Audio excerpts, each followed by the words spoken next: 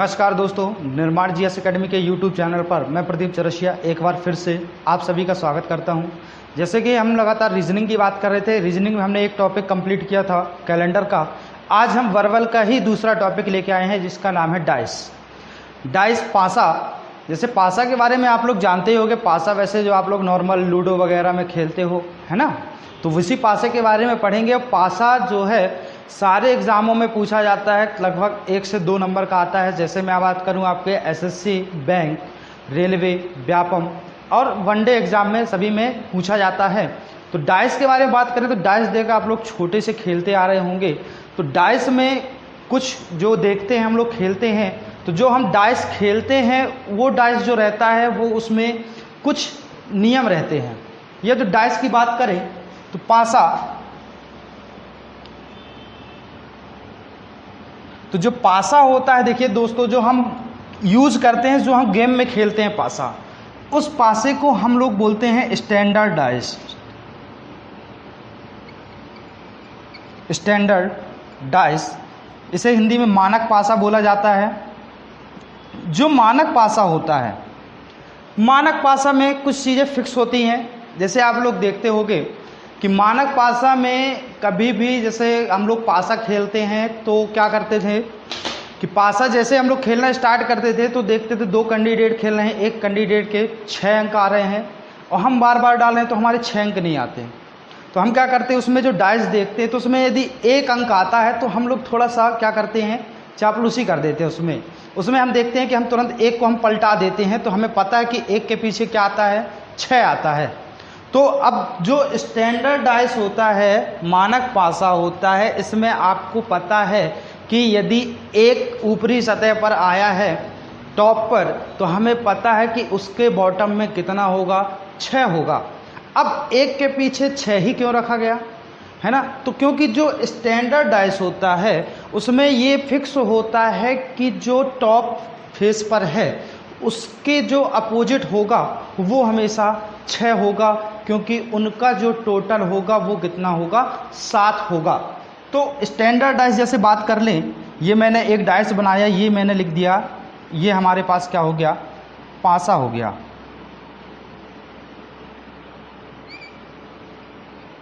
पासा हो गया। अब यहाँ पे मैंने लिखा 1, तो इसका मतलब कि जो हम पासा खेलते हैं या जो पासा यूज होता है उसमें 1 के अपोजिट 6 होगा फिक्स। क्यों?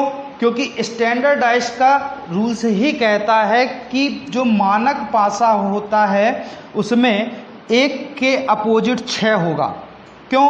क्योंकि मानक पासा में टॉप और जो बॉटम में जो उसके अपोजिट होता है उन दोनों का टोटल हमेशा कितना होता है, 7 होता है। इसी तरीके से बात करें तो 2 के अपोजिट में कितना होगा, 5, इनका भी टोटल कितना आएगा, 7। इसी तरीके से 3 के अपोजिट में होगा 4 और इनका टोटल कितना आएगा, 7 आएगा। दोस्तों, ये मानक पासा है।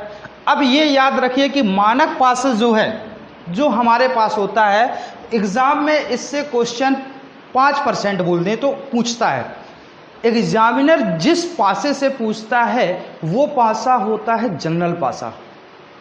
तो दोस्तों, जनरल पासा होता है, तो अब चूंकि मानक पासा में तो फिक्स है कि अपोजिट का और टॉप का टोटल कितना होगा, 7 होगा।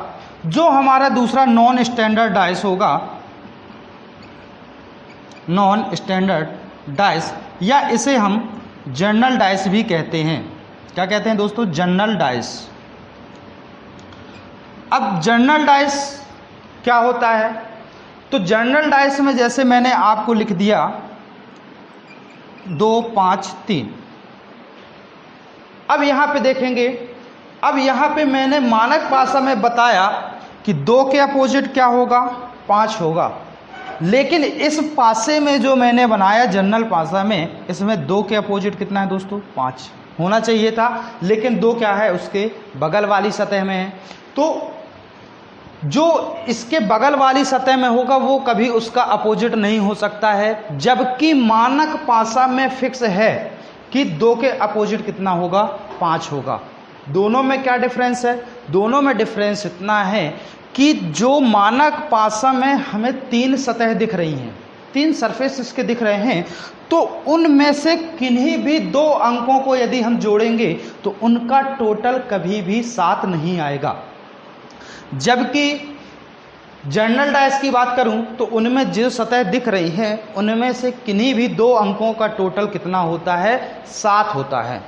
तो अब जो एग्जाम में क्वेश्चन आते हैं वो इससे आते हैं, है ना, क्योंकि एग्जामिनर के पास तो भाई मानक पासा तो सभी के पास है कि जो हमारे पास होता है वो एग्जामों में तो पूछेगा नहीं, इसीलिए ये पासा हमारे पास नहीं होता, ये केवल किसके पास होता है, एग्जामिनर के पास होता है, और वो इस पासे से क्या करता है, क्वेश्चन आपसे एग्जाम में पूछता है। तो आज हम थोड़ा सा पासे के बारे में बेसिक जानकारियां जानेंगे।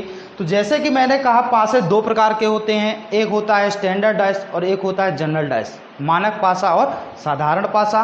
मानक पासा में जो सतह दिखाई देगी उसका अपोजिट हमेशा कितना होगा, उनका टोटल हमेशा 7 होगा, जबकि नॉन स्टैंडर्ड डाइस में ऐसा नहीं होगा। जैसे मैं आप लोगों को कुछ एग्जाम्पल बताता हूँ। तो देखिए यहाँ पे एग्जाम्पल जैसे आपसे करूँ मैं, ये कुछ एग्जाम्पल के लिए हम कुछ क्वेश्चन ले लेते हैं। ये हमने एक लिया, यहाँ पे हमने ले लिया 1, 5 और 3, ठीक है दोस्तों। अब यहाँ पे आपको दिख रहा है कि 3 सतह दिख रही हैं, इनमें किन्हीं 2 को जोड़ने पर जिन्हीं का टोटल कितना नहीं आ रहा है, 7 नहीं आ रहा है।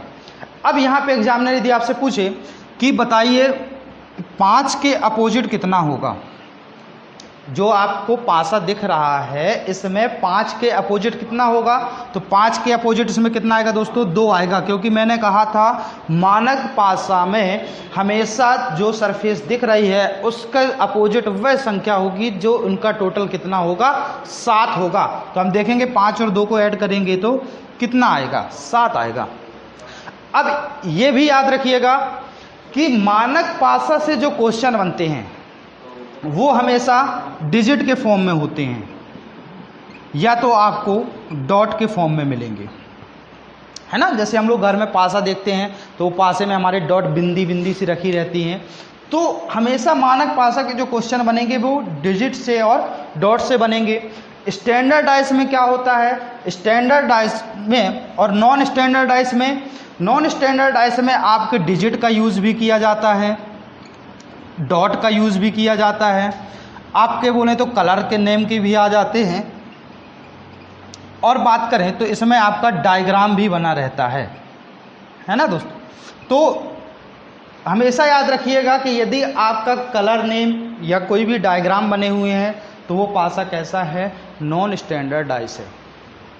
अब इससे क्वेश्चन कैसे बनते हैं, तो देखिए यहाँ पे एक बात करें तो क्वेश्चन में जैसे मैंने आपको बताया कि एक ये है हमारा पासा बना हुआ है, पासे में यहाँ पर आपका मान लेते हैं 2, 4 और 1, ये हमने एक पासा बनाया।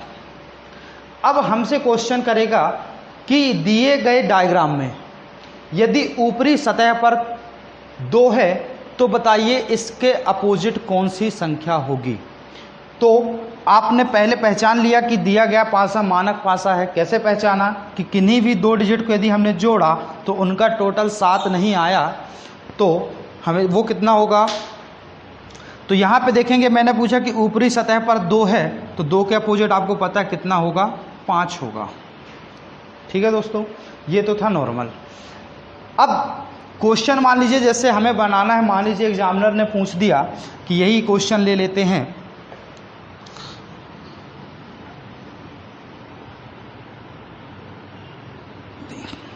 ये जो एक स्पेस बचा है, यदि ये वाला पासा मानक पासा है, क्या है दोस्तों, मानक पासा। यहाँ पे नंबर चेंज कर लेते हैं, मान लीजिए हम ले लेते हैं 1।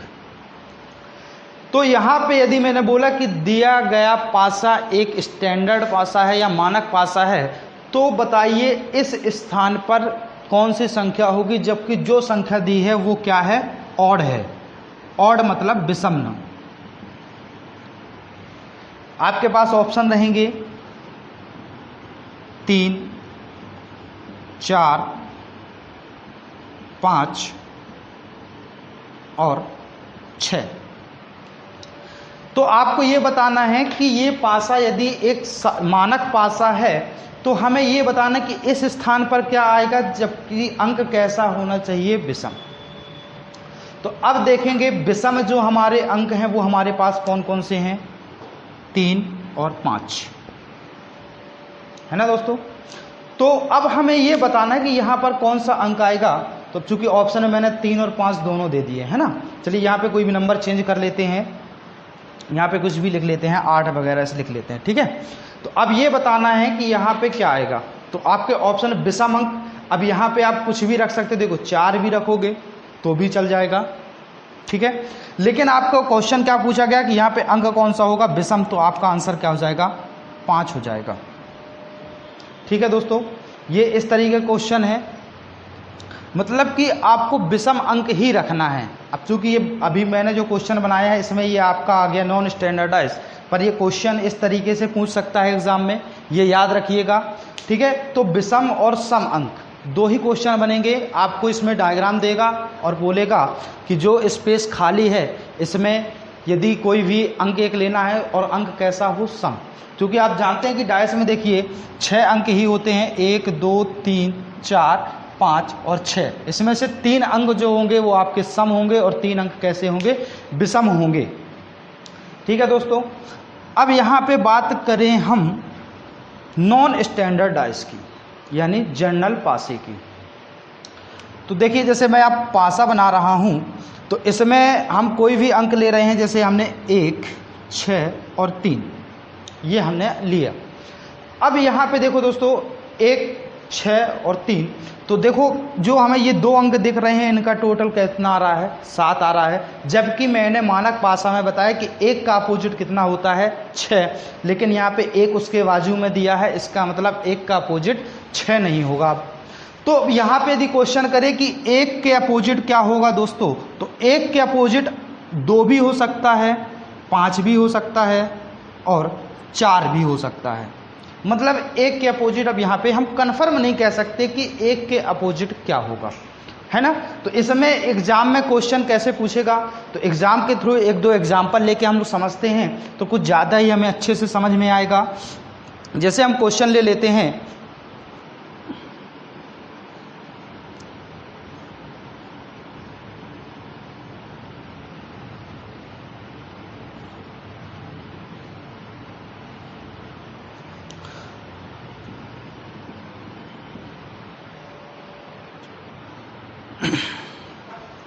इसको चेंज कर लेते हैं कुछ।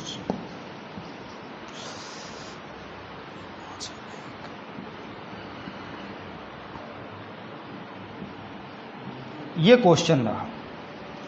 अब देखेंगे यहाँ पे जो पासे हैं, ये पासे कैसे हैं, साधारण पासा है, क्योंकि इन दोनों का टोटल कितना आ रहा है, 7 आ रहा है, और इनका टोटल भी कितना आ रहा है, 7 आ रहा है।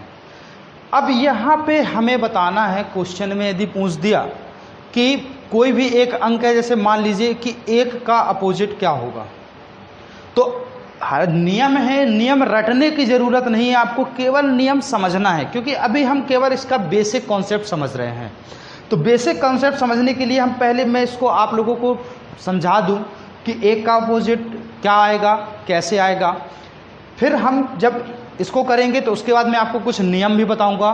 तो यहाँ पे देखिए, जैसे मैं बात करूं कि 1 का अपोजिट क्या आएगा, तो 1 के अपोजिट के लिए देखिए, अब यहाँ पे मैंने आप एक बात बता दूं कि हमेशा 1 का अपोजिट वो संख्या होगी जो उनके बाजू में नहीं होगी।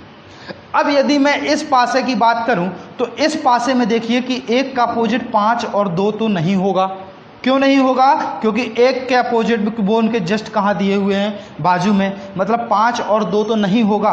मतलब अब हमारे कौन कौन से अंक हो सकते हैं, 3 4 और 6।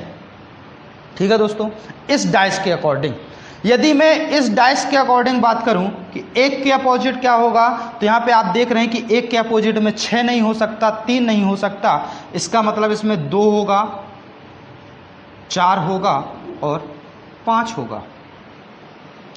दोनों के अकॉर्डिंग ये हो सकता है। अब चूंकि ये है कि 1 के अपोजिट में एक पासा कह रहा है कि उसका अपोजिट 3 4 6 होगा और एक कह रहा है कि उसका अपोजिट 2 4 और 5 होगा, तो आप देखेंगे इसके अकॉर्डिंग 1 का अपोजिट ना तो 5 हो सकता है और ना ही 2 हो सकता है ना। और इस डाइस के अकॉर्डिंग बात करूं तो 1 के अपोजिट ना तो आपका 6 होगा और ना ही आपका 3 होगा। तो देखिए दोनों में सेम क्या बच रहा है, 4 बच रहा है। मतलब 1 का अपोजिट कितना होगा दोस्तों, 4 होगा। इससे देखिए आपका एक नियम निकलता है कि जो 2 पासे मैंने लिए, दोनों पासे में एक सतह क्या थी या एक फेस क्या था, कॉमन था। देखिए एक यहाँ पे भी है और एक यहाँ पे भी है। तो जो सतह कॉमन होगी उसका अपोजिट वह संख्या होगी जो हमें दिए गए पासे में दिखाई नहीं देगी। ठीक है दोस्तों। तो 1 का अपोजिट हमारा पहला नियम बन गया कि जब एक सरफेस कॉमन हो तो उस कॉमन सरफेस का अपोजिट वह संख्या होगी जो हमें इनमें दिखाई नहीं दे रही है। तो देखिए आपने, मैंने इसका 1 का अपोजिट कितना बताया दोस्तों, 4, और आप देख रहे हैं कि 1 के अपोजिट में 4 है, तो 4 हमें किसी भी पासे पर नहीं दिख रहा है। ये तो मैंने बात की कॉमन सरफेस की। यदि मान लीजिए उसने पूछा कि 5 के अपोजिट क्या होगा, तब इसके लिए आप क्या करोगे, तब इसके लिए आपको क्या करना है, एक हमारा रूल्स होता है जिसे हम बोलते हैं रोटेशनल नियम या घूर्णन का नियम। अब घूर्णन के नियम में आप क्या करेंगे, आपको पासे में जो कॉमन सरफेस है उससे आपको क्लॉकवाइज चलना है या आप एंटी क्लॉक चल सकते हो। बस इतना याद रखना कि यदि आप पहले पासे में क्लॉकवाइज चल रहे हो तो आपको दूसरे पासे में भी क्लॉकवाइज जाना है। यदि आप पहले पासे में एंटी क्लॉकवाइज जा रहे हो तो दूसरे पासे में भी आपको क्या जाना पड़ेगा, एंटी क्लॉकवाइज जाना पड़ेगा। तो देखिए यहाँ पे हम चलते हैं क्लॉकवाइज। तो यहाँ पे देखेंगे 1 का अपोजिट कितना है, यहाँ पे 1 रोटेशनल चलेंगे तो 1 के जाएंगे तो पहले 5 पड़ेगा और फिर उसके बाद क्या आएगा दोस्तों, 2 आएगा। ये हम चले रोटेशनल से, 1 के बाद 5 और 5 के बाद 2। इसी तरीके से हम इसमें चलेंगे तो हमने यहाँ पे क्लॉकवाइज चले हुए, तो यहाँ पे भी कैसा चलेंगे, क्लॉकवाइज चलेंगे। तो 1 हमने यहाँ लिखा तो हम यहाँ से क्लॉकवाइज चलेंगे 3 और इसके बाद 6। ठीक है दोस्तों। तो अब यहाँ से आप पूछा गया कि 5 का अपोजिट क्या होगा, तो जो जिसके सामने आया है वही उसका अपोजिट हो जाएगा। मतलब 5 का अपोजिट यहाँ पे कितना होगा, 3 होगा। यदि आपसे 2 का अपोजिट पूछेगा तो कितना होगा, 6 होगा। ठीक है दोस्तों। यहाँ पे 1 का अपोजिट बता दिया मैंने कि 1 का अपोजिट वो संख्या होगी अब जो हमें दिखाई नहीं दे रही है। मतलब 1 का अपोजिट कितना आएगा, 4 आएगा। ठीक है दोस्तों। तो ये जब नियम याद रखिएगा, ये नियम समझने से कि जब एक सरफेस कॉमन हो, पासे कितने हों, 2। अब एग्जाम में पासे 3 भी हो सकते हैं, 4 भी हो सकते हैं। जब हम नेक्स्ट वीडियो में क्वेश्चन प्रैक्टिस करेंगे तो वहाँ पे मैं आप 4 पासों को एक साथ एक क्वेश्चन में लेके आऊँगा और कम समय में उसे कैसे सॉल्व करना है इससे भी मैं बताऊँगा। बस आज आपको केवल बेसिक कॉन्सेप्ट क्लियर करना है। तो याद रखिएगा, पासा कैसा हो, साधारण पासा हो, पासे में एक सरफेस क्या हो, कॉमन हो। ठीक है। तो इसमें क्या नियम याद रखना है कि जब एक सरफेस कॉमन है तो जो सतह कॉमन है उसका अपोजिट वह संख्या होगी जो दिखाई नहीं दे रही है। यदि इसके अलावा किसी और के बारे में पूछता है तो उसमें आपको ये याद रखना है कि कैसा चलना है हमें, जो सतह कॉमन है उसमें हमें क्लॉकवाइज घूमना है या फिर हम उसमें एंटी क्लॉकवाइज घूम सकते हैं। ठीक है दोस्तों। तो ये हमारा पहला टाइप हो गया। अब दूसरा एक और एग्जाम्पल ले लेता हूं इसी में।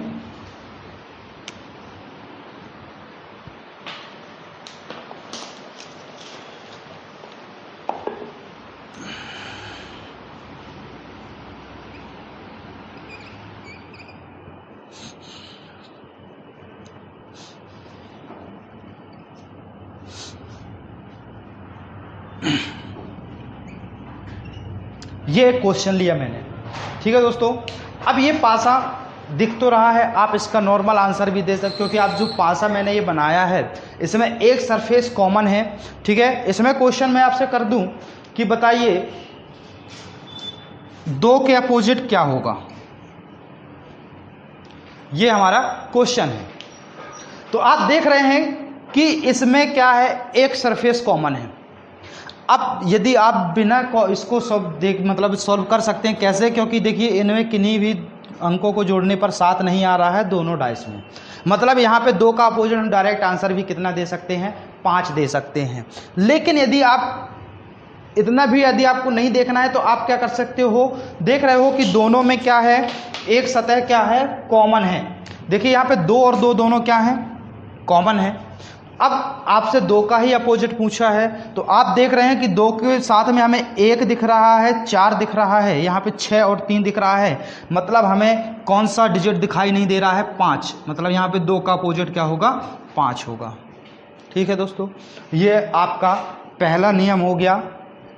इसी तरीके से बात करते हैं अब सेकेंड नियम की। तो जो सेकेंड नियम है, अब उसमें क्या होगा, जो हमारा पासा होगा उस पासे में हमारे कितने सरफेस कॉमन होंगे, 2 सरफेस कॉमन होंगे। जैसे क्वेश्चन ले लेते हैं,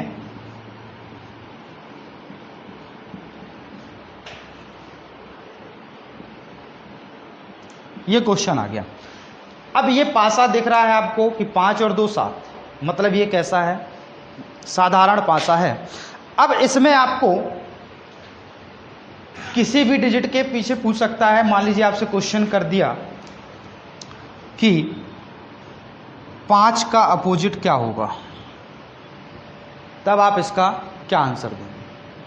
अब यहाँ पे देखिए कितने सरफेस कॉमन हैं, 2 सरफेस कॉमन है। एक तो आपका 1 और दूसरा आपका 5। अब देखिए यहाँ पे बात करें तो यदि मैंने क्वेश्चन किया था 5 के अपोजिट क्या होगा, ठीक है, तो 5 के अपोजिट यदि हम देखें तो मैंने आपको पहले बताया है कि 5 का अपोजिट जो संख्या दिख रही है वो उसका अपोजिट नहीं होगा। मतलब ना तो 1 अपोजिट में जा सकता है, ना तो 2 अपोजिट में जा सकता है। इसका मतलब या तो अपोजिट में इसके 3 होगा, 4 होगा या 6 होगा। किसके अकॉर्डिंग, इस डाइस के अकॉर्डिंग।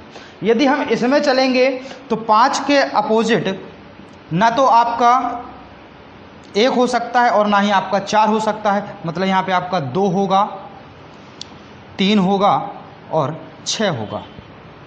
ठीक है दोस्तों, अब यहाँ पे हम देख रहे हैं, चूंकि आप जानते हैं कि पासे में कितने डिजिट होते हैं, 6 डिजिट होते हैं। अब ये पासा कह रहा है कि 5 का अपोजिट 1 और 2 नहीं हो सकता है, मतलब 3 और 4 और 6 हो सकता है। जबकि ये पासा कह रहा है कि इसका 5 का अपोजिट 2, 3 और 6 हो सकता है। तो आप यहाँ पे देखेंगे कि 1 का, यदि हम 5 की बात करें तो 5 का अपोजिट देखेंगे यहाँ पे, तो 5 के अपोजिट देखेंगे ना तो हम यहाँ पे रख सकते हैं कितना, 3, 4 और 6, इनमें से कोई एक हो सकता है। तो या तो देखिए 3 और 4, तो यहाँ पे देखेंगे 3 और 6, कितना दोस्तों, 3 और 6 ये दोनों में आ रहे हैं। 2 और 4 दोनों क्या हैं, अलग हैं। तो अब यहाँ पे देखो, आप कह रहा है ये पासा या तो 3 होगा या तो 6 होगा। ये पासा भी कह रहा है कि या तो 3 होगा या तो 6 होगा। अब यहाँ पे हम फंस गए कि 5 का अपोजिट हम 3 रखें कि 6 रखें। तो यहाँ पे देखो, यदि हम 5 का अपोजिट 3 लेते हैं तो आपको पता है कि 1 का अपोजिट क्या होगा दोस्तों, 6 होगा। 2 ही शर्तें हो सकती हैं, या तो 1 का अपोजिट हम 6 ले लें तो 3 का अपोजिट क्या होगा, 5 होगा। या तो दूसरी कंडीशन क्या हो सकती है, यदि हम 5 का अपोजिट 6 ले लें तो यहाँ पे 3 का अपोजिट क्या होगा, 1 होगा। अब इससे ये कन्फर्म हुआ कि ये तो इनमें से कोई भी एक अपोजिट हो सकता है, लेकिन यहाँ पे एक चीज़ कन्फर्म हो गई कि 2 का अपोजिट कितना होगा, 4 होगा। ये बेसिक जानकारी है। अब इतनी ज़्यादा माया जाल में हमने आपको बता दिया कि इतना ज़्यादा आपको नहीं फंसना है। जब 2 सरफेस कॉमन हो तो आप देख रहे हैं कि 2 का अपोजिट कितना आ रहा है, 4 आ रहा है। कितना आ रहा है 2 का अपोजिट, 4। तो यहाँ पे आप देखो कि जब 2 सरफेस कॉमन हैं या 2 सतह कॉमन हैं तो जो 2 संख्याएं बची हैं वो हमेशा एक दूसरे के क्या होंगी, अपोजिट होंगी। ठीक है, यहाँ पे 1 और 5 का हम कंफर्म नहीं बता सकते हैं कि क्या होगा। ठीक है, अब आपके यदि 5 का अपोजिट पूछा गया तो इसका आंसर हम आइदर और में देंगे, या तो 3 हो सकता है या तो 6 हो सकता है। लेकिन 2 का हमने आंसर कंफर्म दे सकते हैं कि 2 का अपोजिट कितना होगा, 4 होगा। ठीक है दोस्तों, ये हमारा दूसरा नियम। पहला नियम क्या था कि जब एक सरफेस कॉमन हो तो जो सतह कॉमन है उसका अपोजिट वह संख्या होगी जो हमें दिखाई नहीं दे रहा है। जब 2 सतह कॉमन होंगी तो 2 सतह में जो शेष बची होगी संख्या वह होगी जो एक दूसरे की क्या होंगी, अपोजिट होंगी, जो दो संख्याएं क्या हैं, बची हुई हैं। ठीक है दोस्तों, ये दो नियम हो गए। अब तीसरा नियम, तीनों सतह तो कॉमन होंगी नहीं। यदि तीनों सतह कॉमन होंगी तो इसके आप समझ सकते हैं कि हम किसी भी संख्या का कन्फर्म नहीं बता सकते हैं। लेकिन एक कंडीशन हो सकती है कि दो डाइस दिए हों और डाइस में कोई भी संख्या कॉमन ना हो, ये क्वेश्चन बन सकता है। तो आइए थोड़ा सा इसके लिए हम कॉन्सेप्ट समझ लेते हैं कि जब कोई भी सतह कॉमन ना हो तब हम उसमें क्या करेंगे। ठीक है दोस्तों, तो जब कोई सतह कॉमन न होगी तो उसमें भी दो क्वेश्चन बनेंगे। एक तो आपका स्टैंडर्डाइज से बनेगा और दूसरा आपका नॉन स्टैंडर्डाइज से बनेगा। तो पहले हम बात कर लेते हैं नॉन स्टैंडर्डाइज की, कि इसमें जो क्वेश्चन बनेगा कि कोई सतह कॉमन नहीं है और पासा कैसा है, आपका स्टैंडर्डाइज है। तो आपको ये बताना है कि पासे में हम एक दूसरे के अपोजिट कैसे बता सकते हैं, ये आपका क्वेश्चन। अब देखिए पासा कैसा है, साधारण पासा है, इन दोनों का टोटल 7 आ रहा है, इन दोनों का टोटल भी 7 आ रहा है। तो हम ये पासे कैसे हैं, हमारे साधारण पासे हैं और इसमें हमें कोई भी सतह कॉमन नहीं है, मतलब कि हमारा पहला और दूसरा नियम काम नहीं करेगा। और हम रोटेशनल नियम भी नहीं लगा सकते हैं। रोटेशनल नियम कब लगेगा, जब कोई एक संख्या क्या होनी चाहिए, कॉमन होनी चाहिए। तो अब इसमें हम कैसे आंसर दें कि किस संख्या का अपोजिट क्या होगा। तो इसके लिए आपको क्या करना है, जो आमने सामने की सतह होंगी वो एक दूसरे के क्या होंगी, अपोजिट होंगी। यहाँ पे बात करूँ तो एक का अपोजिट 3 होगा, 6 का अपोजिट 5 होगा और 4 का अपोजिट 2 होगा। मतलब एक का अपोजिट 3, 4 का अपोजिट 2 और 5 का अपोजिट 6 होगा। ये कैसे पासे में मैंने बात की, ये आपका साधारण पासा में जब कोई भी संख्या क्या न हो, कॉमन ना हो। ठीक है दोस्तों, बात कर लेते हैं मानक पासा में। यदि मानक पासा में भी कोई पासे की संख्या एक से ज़्यादा है और कोई भी संख्या क्या है उसमें कॉमन नहीं है, तो उसके लिए हम क्या कर सकते हैं। तो उसके लिए हम देखिए क्वेश्चन एक ले लेते हैं।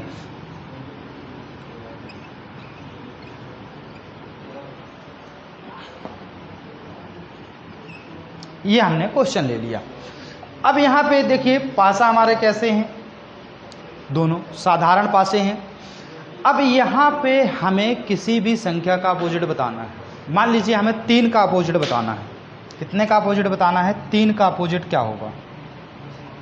ठीक है दोस्तों, तो इसमें आपको कोई नियम नहीं लगाना है। आप जानते हैं कि मानक पासा की एक कंडीशन होती है कि हमेशा उस संख्या का अपोजिट जो भी होगा उन दोनों संख्याओं का टोटल कितना होगा, 7 होगा।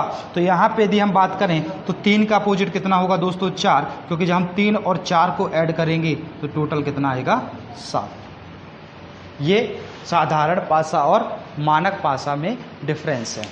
ठीक है दोस्तों, तो सीधी सी बात ये याद रखिएगा कि मानक पासा होते हैं इनमें अपोजिट का टोटल हमेशा कितना होता है, अपोजिट का टोटल हमेशा 7 होता है।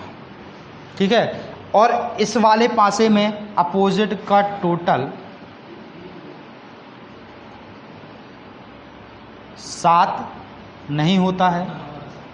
ठीक है दोस्तों, इतनी चीज़ें आपको क्या करना है, याद रखना है ना। और स्टैंडर्ड पास में हमने नियम की बात करी तो देखिए इससे हमारे 2 नियम निकल के आते हैं। पहला नियम क्या निकल के आता है, पहला नियम निकल के आता है कि नॉन स्टैंडर्डाइज या जनरल डाइज में कि यदि एक सतह कॉमन है, कितनी सतह कॉमन है, एक सतह कॉमन है, तो उस जो कॉमन सतह है उसका अपोजिट वह संख्या होगी जो हमें दिखाई नहीं दे रही है। दूसरा नियम जो हमारा बना, दूसरा नियम हमारा क्या बना कि जब 2 सरफेस कॉमन होंगे या 2 सतह कॉमन होंगी तो जो इसके अलावा संख्या बचेंगी वो हमेशा एक दूसरे के क्या होंगी, अपोजिट होंगी। ठीक है दोस्तों, तो ये तो रहा आपका बेसिक इन्फॉर्मेशन। अब जब हम इन क्वेश्चनों की प्रैक्टिस करेंगे तो आप बहुत ही कम समय में कैसे करना है, तो हम नेक्स्ट वीडियो में इसका प्रैक्टिस सेशन लेकर आएंगे। आपके लगभग में जो एग्ज़ाम में क्वेश्चन आ चुके हैं उन क्वेश्चनों को मैं आपको सॉल्व कराऊंगा। और टाइम कैसे बचाते हैं ये भी मैं आपको बताऊंगा। ठीक है दोस्तों, और याद रखिए कि इसके बाद जो आजकल एग्जाम में डाइस से पूछा जाने लगा है उस डाइस को हम ओपन डाइस बोलते हैं, खुला हुआ पासा। तो इसके बाद हम जो बात करेंगे, पहले हम थोड़ा सा इनके कुछ क्वेश्चनों के बारे में सॉल्व करेंगे और इसके बाद हम करेंगे ओपन डाइस के बारे में, तो खुला हुआ पासा, क्योंकि आजकल एग्ज़ाम में खुला हुआ पासा ही पूछता है। ठीक है दोस्तों, तो आज के लिए यह आपका नियम रहा। आप वीडियो को नियम को 1 से 2 बार देखें, आपको वीडियो के नियम जो होंगे वो क्या हो जाएंगे, क्लियर हो जाएंगे। और जैसे ही मैं नेक्स्ट सेशन में क्वेश्चन लेकर आऊँगा तो आप खुद देखेंगे कि मेरे क्वेश्चन स्क्रीन पर आने से पहले ही आपका आंसर क्या होगा, आ चुका होगा। ठीक है दोस्तों, तो आज के लिए इतना ही। धन्यवाद दोस्तों।